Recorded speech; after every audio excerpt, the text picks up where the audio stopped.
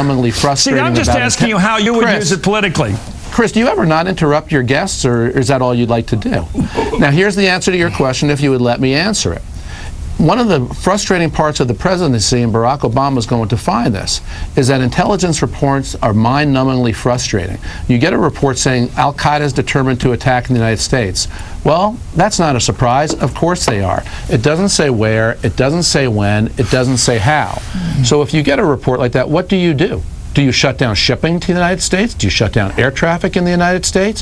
How long do you do these things? Do you shut down immigration to the United States? If you don't know the hows, the whens, and the wheres, you're very limited in what practical steps you can take. So if Barack Obama were to receive something like that, I would not do what you did. I would not be critical of the incumbent president. I would say this is part of the reality of how hard it is to govern in the world of terrorism, and that I wish President Obama tremendous success in stopping terrorists who come here. I wouldn't put the blame on his shoulders. I put the blame on the shoulders of the terrorists who try to attack us. Let me ask you to review, as you were playing defense here, and properly so. The president's economic record left this country with a financial crisis like we don't even know the bottom of yet. Is that the responsibility of the administration that left office January 20th or not?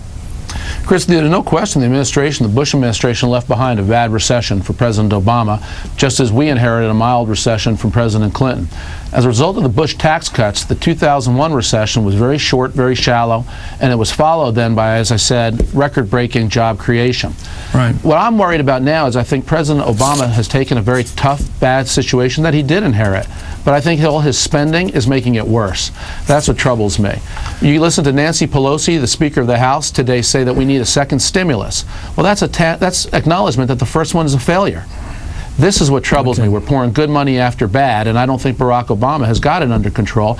We're still waiting to hear the specifics of his banking policies from his Treasury Secretary on what's going to fix the banks. The Treasury Secretary made an announcement 3 weeks ago with no substance and no details, and we're still waiting. Okay. Let me ask you about the financial crisis which we inherited. Let me ask you another question. Do you believe that the administration made an honest case in taking us to war with Iraq? An honest case? Yes. Yes. Even though you corrected the record afterwards and said that they made a dishonest argument that we faced a nuclear threat. Chris, how disingenuous are you? You can just roll back the tape from this interview.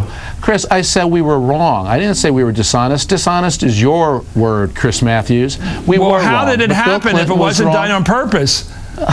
It was an intelligence mistake. We were all wrong. The United States was wrong. The United Nations was wrong. Egypt was wrong. Israel was wrong. Bill Clinton was wrong. George Bush was wrong, and don't forget, the CIA director under George Bush was the same CIA director, a Democrat, under Bill Clinton. And now, Chris, you're in a responsible position doing what you do. The problem is you told us this was a mistake. You told us this stuff was all wrong, but see, Ari, you probably got in a lot of trouble for telling the truth back then by saying it was an inaccurate claim, an incorrect claim. You did so courageously, and you did so after we got into the war. Unfortunately, George Bush said the same thing. He said the intelligence was wrong. Okay, most Americans... And then he had a commission study why the intelligence was wrong, so future presidents could benefit from changing the intelligence structure. Let me go back to where we started, before we started quibbling here. On the main reasons why this president left... But what's really troublesome is why you would twist my words. When I said we were wrong, you said I acknowledged we were dishonest. Chris, that reveals a lot over you and how you cover the guests who come on your show. When you can twist people's words like that. You shouldn't do that. Just a minute. Thanks for the correction. Let me ask you this. Do you believe that you know for sure that those words were not confected to win the case for the war? That we went into that war with people who really wanted to push the evidence harder than they should have? That they were reckless in making claims that couldn't be proven afterwards, as you admitted? Well, given the fact were they reckless claims? Given the fact that Bill Clinton also said that Iraq had weapons of mass destruction, biological and chemical. Nuclear weapons. No. Nuclear.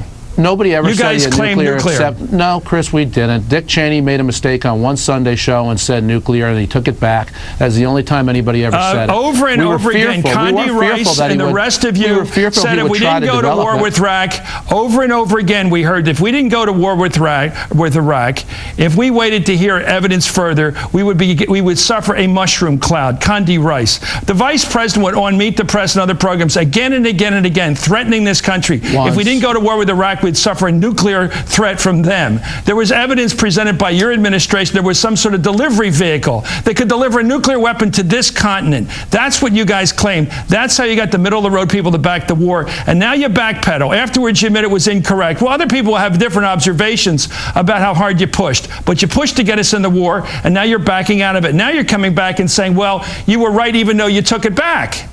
Chris, well, we always said that we didn't want to let a smoking gun turn into a mushroom cloud. What did that mean? We never knew whether he had, we always said he does not have nuclear. I repeatedly said that. But he was determined to try to acquire it, just as he was determined to try to acquire biological and chemical. Right. And it's wrong for you to say that what we said was wrong when we acknowledged the intelligence was wrong, but then the inspectors who went over there after the war did report that Saddam had an active intelligence program to acquire biological and chemical weapons. He never stopped working on them. Yeah, we were wrong that he had them. We weren't wrong that he was trying to obtain them. And that's why I believe, Chris, to this very day, that we should all be grateful that we've inherited, that Barack Obama's inherited a world without Saddam in it. Okay, the sanctions were full of loopholes. He ultimately would have had them. We were wrong when we said he had them, but it was only a matter of time, Chris.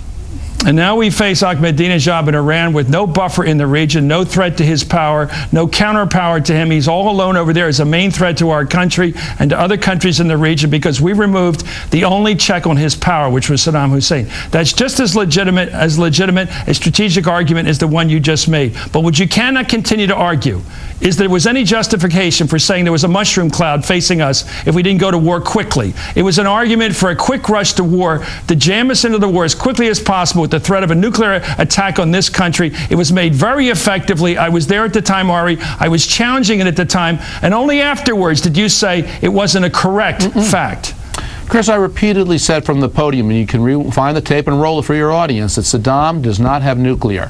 We said he was trying to obtain nuclear, and that's what we believe. Right. And we do know that he was trying to obtain biological and chemical.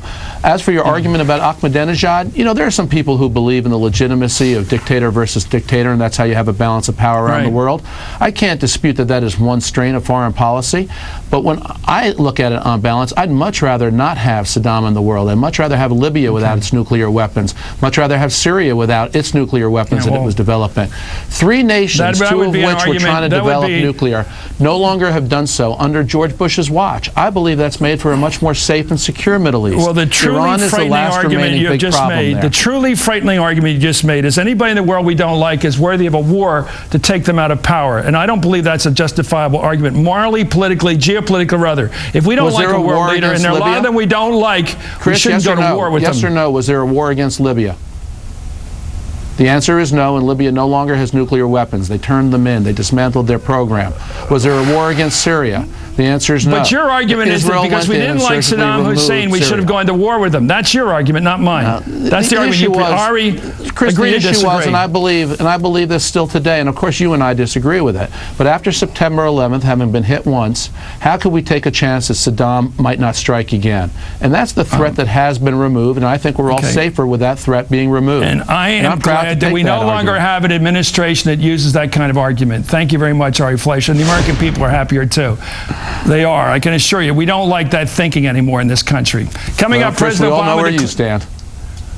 And you as well, sir. Thank you for coming on. Thank you, Chris. I mean it. Coming up, President Obama